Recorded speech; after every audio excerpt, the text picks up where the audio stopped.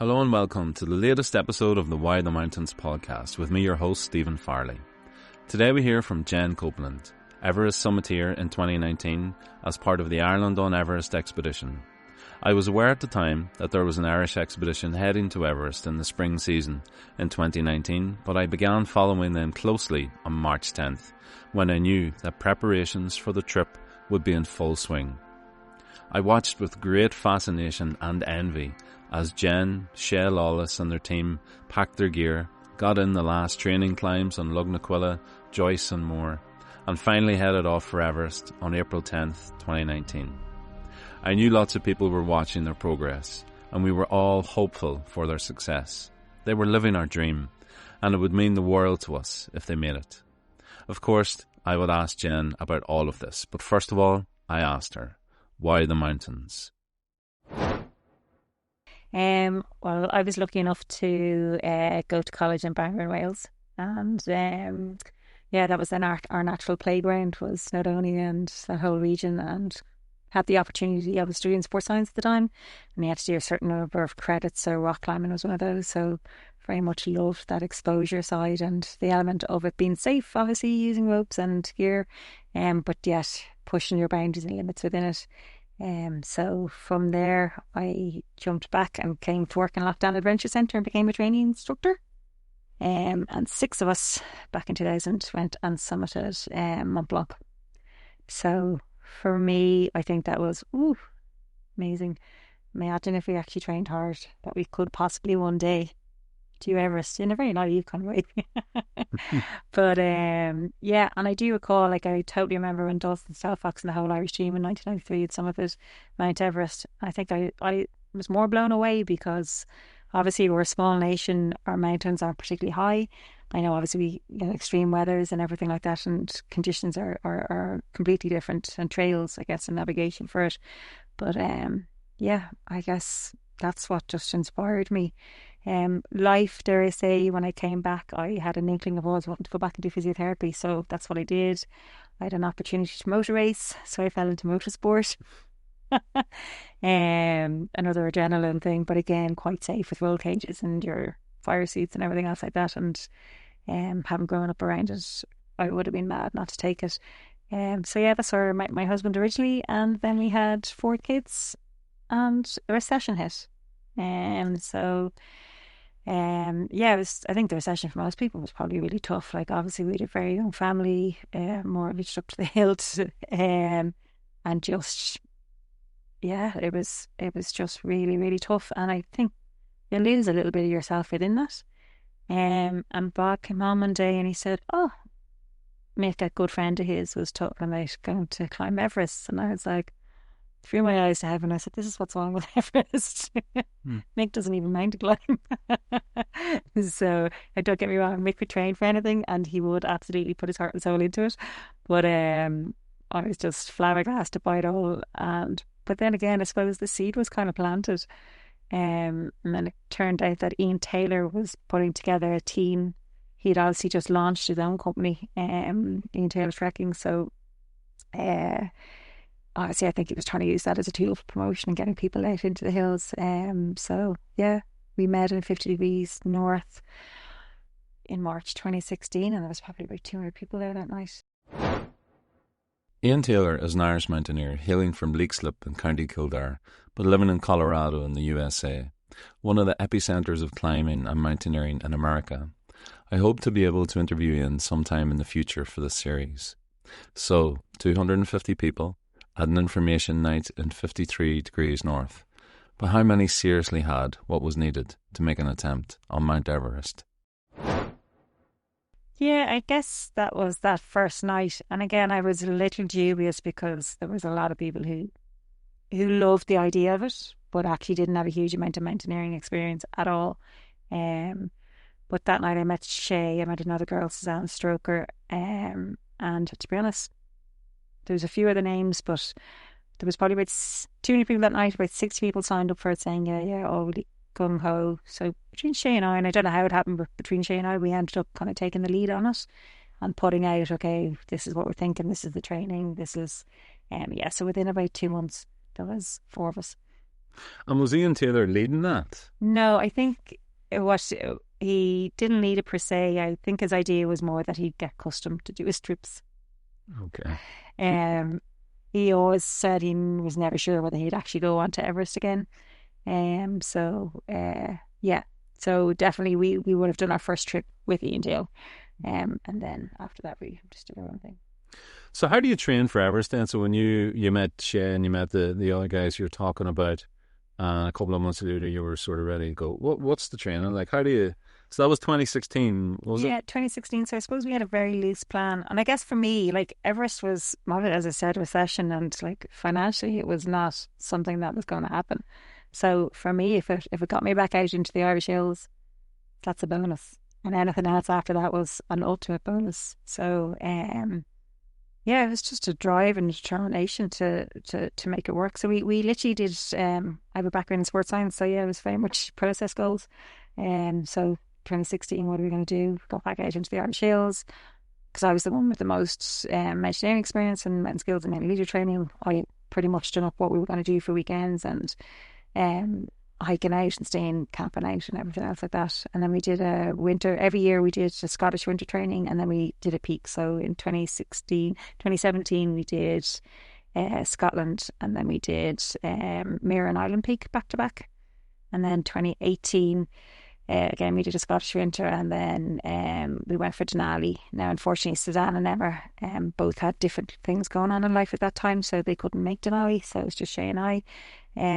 And that was massive. I just remember, like, I loved the idea of Denali, it being pristine mountain, and the fact you actually had to do everything yourself. Mm-hmm. It is, carrying all of those loads, having enough energy when you get in to set up your camp, to get your latrine, to set up your kitchen tent. Yeah, so everything like that. It was just, it was you putting the effort in, not a tourism type style of where the Himalayas, which I get, obviously with Sherpa and everything else like that.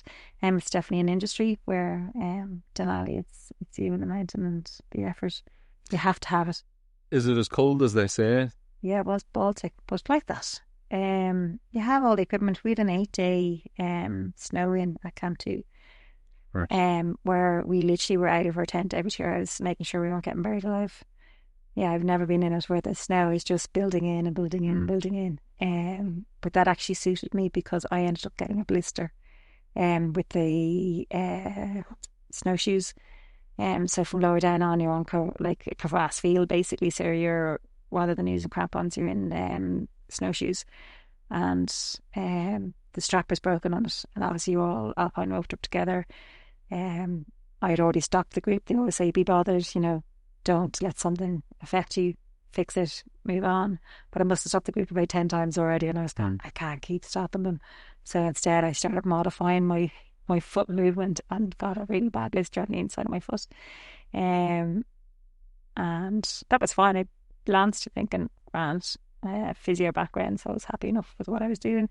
And then the next day we were coming back down to get our gear that we had cached previously. And coming back up, and I was just absolutely exhausted by the time I came up to camp. But then my foot, when I took off my sock, my foot was like a balloon and really pulsy infected. So it was horrific. And the guide Scott Wollums was like, "We're getting off this mountain." I'm like, no way. And I was like, "Oh sure, let's get an antibiotic around." And as I say, I was lucky. He called all of our medical kits, so actually I didn't even have my antibiotic. I had an antibiotic cream. And I did a load of lymph drainage, and yeah, we had 8 days sitting it out, so that for me allowed me the opportunity to make it as good as it was going to be. And I pleaded with him that he would let me go up the first day that we got going. We were only caching gear towards Camp 3. And yeah, said, look, if I'm slowing anyone down or I'm going to start, if it hurts or I'm going to injure myself, I'm not going to do that. I don't want that either for myself. But if it's good, you let me carry on. So it was a deal. And all was good. What an experience though, flying into the glacier, pulling your own sled and all of that. I've never been, but it looks fantastic. Out of this world. Like literally out of this world. Yeah. So obviously at that point you're serious about this. I mean, how does about Everest? I mean, how does your family feel about this? Yeah, well, I grew up in a background in motorsport, so I suppose we're very used to controlling what you can control. So obviously within motorsport, you're in a race car, traveling at ridiculous speeds, but And obviously you'd have a lot of people that you can't control within that because you're racing against them. But like you'll have a roll cage, you'll have a fire suit on, you'll have helmet, so everything that you can do to minimise any risk is done. Obviously accidents happen, and I've had some fairly big shunts motor racing. But yeah, I think one of my sisters was very surprised, like, no way. But yeah, on the whole, they never dated it. Yeah. You mentioned it already. I mean, the thing that strikes me about all the people who go to Everest, that depending on what time they go, the cost of Everest has been rising the whole time. And yeah. Dawson and Frank are very interesting to listen to about fundraising. They got great sponsorship of Colgate and others. They named account after Colgate and so on. But the closer you get to the modern day, the more it's commercial and it's on yourself to raise the money. I mean, don't tell me anything you don't want to tell me here, but how difficult was it to get the finance together? Not just for you, maybe, but for Shay and everybody else. Yes. Did you get sponsorship, or what way did it work? Yeah, we worked really hard on sponsorship, and we had said we both had different niches that we could try and go to try and get sponsorship, and we literally just said, well, we just split it. We both knew that we both put in the same amount of effort, so if somebody did manage to get a really big one, then that we were both happy to split whatever we got. So yeah, that's what we did. Shay was lucky enough to know some Irish American businessmen, and he was at an event in America and just happened to say to a friend, and he was like, so it was clean construction. I'd never loved the idea of going out to base camp. He thought he might possibly join us with his daughter, but it clashed with spring break, so they had other plans. But yeah, he was very willing to put in a good chunk of money. So he was, he's from Dún Laoghaire originally. And then I had FL Partners, so they were back their investment company. So Neil Hughes, big sponsors, Roy McIlroy. So yeah, so he, again, keen in the outdoors and I suppose pushing people to their limits. So yeah, he jumped on board as well. And then we had loads of small businesses, so it's the small businesses that actually still make a big difference. So it's those £1,000 every, or €1,000 every now and again that actually build up. I was very anti doing a GoFundMe page. I didn't like the idea of it all. But in fairness, I think we raised nearly over 8,500 through that, with people just goodwill, wanted to wish you well and wanted to do something and loved. I suppose our tagline was the ordinary achieving the extraordinary, you know what I mean, dare to dream. So I think we inspired a lot of people. So yeah, despite me not really wanting to, it did still add in pot quite significantly. Serious time commitment as well, doing all that as well as your training. It must have been full on for those whole couple of years running up to going. Yeah, so as you say, even from a training, a physical training, I everything I did, I tried to do from my front door. So running, it was all just about consistency. I do Pilates and yoga. I think it's really, really important to put back into the body, not always draining it out and expecting more of it. So yeah, I love cold water swimming, always have. And then out in the hills, so I'd either just get up and be in the hills for 5 or 6 in the morning and then back by lunchtime back to the kids. So yeah, we just dedicated. And Dad obviously cycles as well, so I used to try and keep up with his coattails. So I didn't know much about your expedition apart from kind of what anybody who's interested in it might know, but I wasn't aware of the Ian Taylor connection. So you didn't go with Ian Taylor in the end up, you said it might have been to get some business, and that's fine. So when did Noel come into the picture? When did you decide who you were going to go with, who was going to be your guide, and what route you were going to take? Yeah, so 2018 came back from Denali. There was the Irish Society of Friends of Nepal had a talk in the Phoenix Park thing, and they always do an annual talk. And actually, I wasn't in Phoenix Park that time. I was in the Radisson Blue in town. And we met Noel that night, and obviously Noel at that stage had 9 Irish summits, and he was just so unassuming. He turned off more mountains than he had summited, and was happy telling me that, where most people blow smoke up and sell themselves as Noel is, and Noel is very pure and very genuine. I just loved his demeanour. As I said, I loved the fact that he pulled off more mountains than he summited. And that to me kind of went, well, I'd rather that. I'd rather be in somebody who's got the experience. As I said, he'd summited Everest already. So I tell you, he had summited Everest 8 times at that stage. So yeah, he'd he had a lot of experience. Was he guiding for himself, or was he working for one of the bigger companies? Yeah, no, he's guiding for himself, and then we trusted him picking a logistics team, so he would have used out there already. So yeah, went between. So he went with a Nepalese company, Seven Summits. There was obviously Asian trekking as well that he looked into, but Seven Summits, they're the biggest Nepalese logistic company in Nepal at the time. And we were just literally a small team. So while there would have been an international team there, we were just working ourselves within a small team. So that for me, I liked. I love meeting new people and everything, but there's a time and a place to meet new people. So I really wanted to know who I was with, and know that they've given the same amount of effort and energy. And obviously anything can happen on the mountain at the time, nobody knows, but yeah. And did you have any input into choosing the route, or was it always going to be the south side? Yeah, I was only ever fascinated with the south side. And for Shay, he had got a centerfold, very say, of National Geographic when he was 7, and it was on his bedroom wall. And he will always talk about it. Yeah, yeah. So, and again, like he would have talked about, we both kind of talked about, like even from a school perspective, just even somebody believing in you a little bit, the difference somebody, I don't know, if somebody can tell you that, geez, you're doing all right, or you're pretty good at that, keep it up, good effort, just that impact that it can have on you. They don't even know they're doing it, but the impact is massive.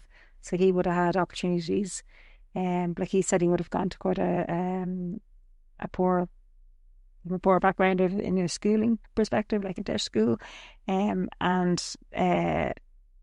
a lot of people in the school would have struggled, but they had a teacher that was willing to take them out into the hills and give them other opportunities. So yeah. So often you hear that it's a scout leader, or it's a teacher, or it's something like that gets people out. Okay, so you're leaving Ireland to go to Everest then in March, would it have been, of April 11th. April 11th. What was that like, leaving, knowing you're heading off to climb the highest mountain in the world? What were you thinking and feeling at the time? Yeah, hugely excited. Like obviously I have 4 young children, so we had a lot of battles of, I had my youngest daughter, the youngest daughter of them was 7 at the time, and she had written in her school that one of her school books that she helped Mummy didn't die in Everest. So obviously like that's massive dealing with that. But I guess like I don't wrap my kids up in cotton wool. I very much say life is for living. Is it if I walked across the road, unfortunately I could get hit by a bus or a car, or things happen. So, and it's not to be risky and blasé about it. I say the same way, like we live kind of out in the country, we live in busy-ish enough back roads at peak times, so like they cycle in and out to the village, but I want them to be able to do that. I want them to be independent. This is where we live. We don't have a bus service. I'm not going to be driving them in the car every time I want to go to the village. So yeah, helmet, high vis, know the rules of the road. If it's one of the very narrow roads, hop up into the path. It's cars on it. I know it's not ideal doing that, but yeah. So I think teaching them, that we, as I said, controlled whatever we could control. That we had done as much training as we possibly could, and yeah, obviously there's the not known, but I don't think anyone would ever go to Everest if they doubted themselves within it, or if they are doubting themselves, I don't think they should be there. So once you get to base camp and you're set up, how do you go about doing this? Yeah, so into base camp, and you had a few days just acclimatization at that point, and then you just go back over through with, you meet your local Sherpa team, and you go through your using your Juma, a lot of crossings and moving up and down a fixed rope. And that's just to prepare you to go back into the ice wall, and they're happy enough that you know what you're doing. And then I think it was probably about a week later, there was a weather window that we could do a speed rotation. So old classic rotations were base camp, camp 1, back down again, base camp, camp 2, back down again, and so on, where we did base camp, camp 1, stayed a night, camp 1 to camp 2, stayed 2 nights, camp 2 up to camp 3. Literally touched it, stayed half an hour, came back down to camp 2, stayed a night, and then came off the mountain. So yeah, so we had a long enough weather window within that to do that, and we were probably one of the first teams to have acclimatized within that, because lots of people were still doing the old traditional method of. So I suppose there's pros and cons. Obviously, well, the pros for us is it was quicker. Realistically, you're acclimatized to the same point, and you've conserved a lot of energy, and you're not taking that same amount of risk going through the icefall multiple times. Instead, you're only going through it over the whole trip 4 times. So, yeah, So it was a winner for me. Yeah. So one rotation, then one some of the times. So that was your 4 times through the icefall. Was the mountain busy the year you were there? Yeah, I guess again, as I said, we were one of the first teams to have acclimatised. They were late enough fixing the ropes again. There was a lot of storms that had come in. Camp 2 got obliterated after we had done our rotation. So I know people even struggled getting their next rotations in. So as soon as there was a weather window, we were ready to go. And I think on that, there was roughly about 200 climbers when we went for summit. So they literally had rope fixed probably 6 hours before we summited. Uh-huh. Yeah, so we were right behind the rope fixing team, and in place. It was a short weather window. We had no jiggle room within it. We had an option which we ended up using if we came back to Camp 4. The weather was to come in rather than getting stuck out in the Lotsie face to get down to Camp 2, that we would stay at Camp 4, and that's what we ended up doing in the end. But that was the only wiggle room really, and there was a window opening the following morning to get out. So yeah, it was tight. But obviously, I don't know, most people have seen either Names Days, 14 Peaks, or that viral Conga line in 2019. So yeah, I think there was over 500, maybe more, between summiters and Sherpa team on the mountain. And when we were leaving after descending down from Camp 2 towards Base Camp, it was literally just like March of the Penguins coming up. Yeah. And it's really easy sitting here saying, would you have done it? Would you have gone in those lines? Like, that was one of my biggest fears, was queues and getting stuck. Obviously using oxygen where really you should be moving with it rather than just sitting and waiting and getting cold. But thankfully we'd no scenarios where that became a reality for us. But I guess I do question myself if we were in the second weather window, would we have gone for summit? I think realistically we probably would have, and then made that decision possibly to turn back if we had ended up being in those queues for such long times. But they would have been in through the icefall, or probably 3 or 4 hours longer than they needed to be. Well, I wanted to ask you about that. I mean, I suppose broadly speaking, the biggest risk on the south side is the icefall. That's what many people say anyway. What was your experience of it? How did you find it? Yeah, I loved it. You loved it? Why is that? It's just exciting. Like, it's exciting moving up to literally a frozen moving waterfall, and massive seracs and ladders and these new Jumor ladder crossings, like open jumps. I loved it because obviously we didn't have anything that thankfully caused us anything to be really, really hard work. Like, such hard work going up through there. But like, it's just a massive playground. And I just pinched myself. I'd read so much. I wasn't a great reader in school, but like, when I found my genre of adventure and autobiographies, like, you can put people up on a pedestal, I'm thinking, oh, they're amazing, but actually we're all amazing. You just have to have, we've always grown up with, if there's a will, there's a way. So yeah, that kind of an ethos, just to get out there and do it. Did you? Well, you must obviously have had Sherpa support to do the climb. Yeah. How were your Sherpas? Yeah, so Noel had Temba, who's a lead Sherpa. So he's a seeder for the international team, and he worked with our team as well. And I had Dandu, his younger brother. So it was Dandu's first summit, going for summit. So I was a little dubious of that, to be honest. But at the same time, to me, your Sherpa team are a backup. They're not there to save you. They're not, you know what I mean? To me, it's the same way I definitely would have gone with the same mentality as we are there to look after ourselves and do this for ourselves. Absolutely. Do they look after the logistics of setting up camps and camps being in place? Absolutely. But actually on the move, yes, a lovely comfort to have somebody there, but at no point did either of us say we are dependable on them. Yeah. So, but they were lovely. As I said, they were two brothers. And yeah, you grow very close to them. It's very different, I suppose. obviously even on Denali you're alpine roped, but at every point you might stop and you'd still have the chats and things. But from even Camp 3 up to summit, it's literally one foot in front of the other. You're using an oxygen mask, so you're not having the chats. You're in your own thoughts for many, many hours, yeah, it's just a real personal journey. We will leave it there for now. I have some feedback from listeners, so I'm trying to keep these episodes a little shorter and also allow them to flow a little bit more naturally, so there's less editing of me in afterwards. What you hear now is more of the actual interview where possible, which I hope doesn't take away from the listening experience. The second episode with Jen will follow shortly, where we will talk about Summit Day for the team, the success of standing on the top of the world, and the unimaginable tragedy that followed afterwards. I hope you can join us, and in the meantime, stay safe and stay cool.